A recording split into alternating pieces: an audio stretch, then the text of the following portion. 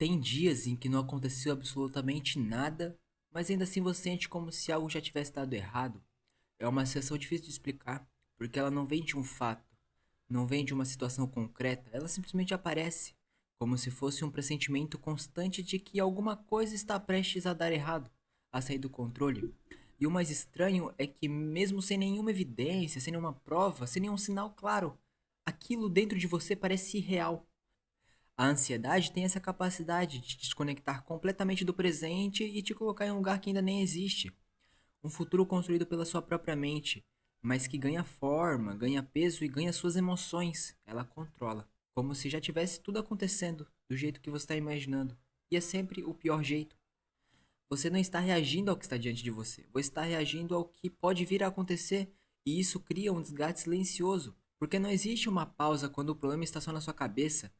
O filósofo Seneca dizia que sofremos mais na nossa imaginação do que na realidade, e talvez o mais assustador disso seja perceber o quanto essa frase é verdadeira, porque uma parte significativa da sua dor não tem nada a ver com o mundo, vem da forma que você antecipa ele.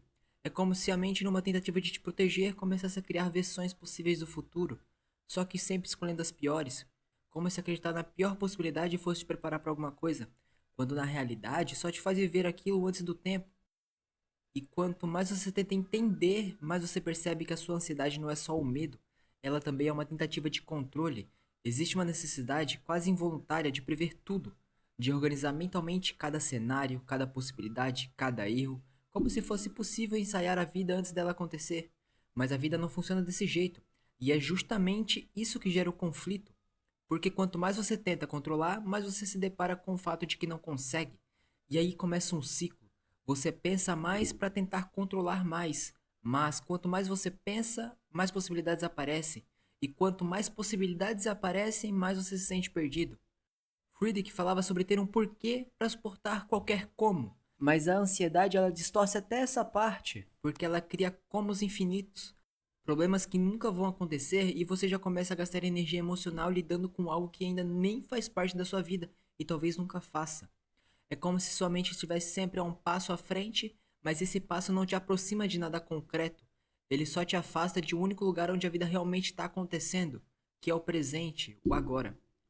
E talvez seja por isso que a ansiedade não dá descanso, porque ela não depende de um mundo externo, ela se alimenta da sua própria imaginação. Exemplo: semana passada, uma situação relativamente simples na minha vida foi acontecendo e foi suficiente para trazer à tona um trauma antigo meu, algo que realmente acreditava que já estava resolvido, que fosse um quarto trancado lá no fundo da minha vida. Foi como se uma parte de mim que eu não visitava há muito tempo tivesse sido ativada sem nenhum aviso, e de repente tudo aquilo voltou com uma intensidade que eu não esperava. Pensamentos antigos, sensações familiares, um tipo de medo que não fazia sentido no presente atual, mas que ainda assim parecia completamente real, e a partir daí minha mente fez o que ela sempre faz. Começou a construir cenários, cenários cada vez piores, cada vez mais detalhados, como se estivesse tentando me preparar para algo inevitável. Durante dias isso não parou. Eu acordava e o pensamento já estava lá, como se ele tivesse ficado a noite inteira me esperando. Durante o dia, qualquer coisa servia de gatilho para isso. E à noite é o pior, quando tudo ficava mais silencioso, parecia ainda mais intenso, porque não havia nenhuma distração suficiente para competir com aquilo. Arthur Schopenhauer dizia que a vida oscila entre a dor e o tédio, mas a ansiedade cria uma terceira coisa, que é a dor sem motivo concreto, uma antecipação constante do sofrimento que não tem aonde se apoiar, mas que mesmo assim pesa, mesmo assim desgasta. E o mais perigoso disso tudo é que naquele momento não parece exagero, não parece ilusão, parece uma leitura lógica da realidade, como se você estivesse apenas sendo consciente de algo que os outros não estão vendo. E a realidade é que no fim não aconteceu nada disso. E esse nada não veio como algo leve para mim. Ele não me trouxe o alívio imediato, e nem para o seu problema, porque junto com ele veio uma percepção desconfortável.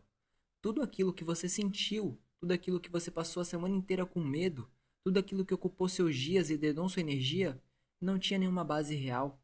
Foi construído pouco a pouco pela sua própria mente. E quando você percebe isso, surge uma dúvida muito grande. Se sua mente consegue criar algo tão convincente, até que ponto você pode confiar na sua mente? Jean Paul falava sobre a angústia, como essa sensação de estar diante de infinitas possibilidades sem saber qual delas vai se concretizar. E talvez a ansiedade seja isso amplificado ao extremo. Uma consciência exagerada do que pode dar errado, combinada com uma incapacidade de aceitar a incerteza. No fundo, o problema nunca foi exatamente o futuro, mas a necessidade de ter certeza sobre ele. de garantir que você vai estar preparado quando algo acontecer, de evitar qualquer possibilidade de dor. Só que essa tentativa de evitar o sofrimento acaba criando um sofrimento constante, um sofrimento antecipado, que não resolve nada, ele só te esgota. E talvez a verdade mais difícil de aceitar seja que a ansiedade não está te mostrando o que vai acontecer, ela só está amplificando o medo de não saber, aquele medo de não estar no controle, o medo de não conseguir lidar quando algo realmente acontecer.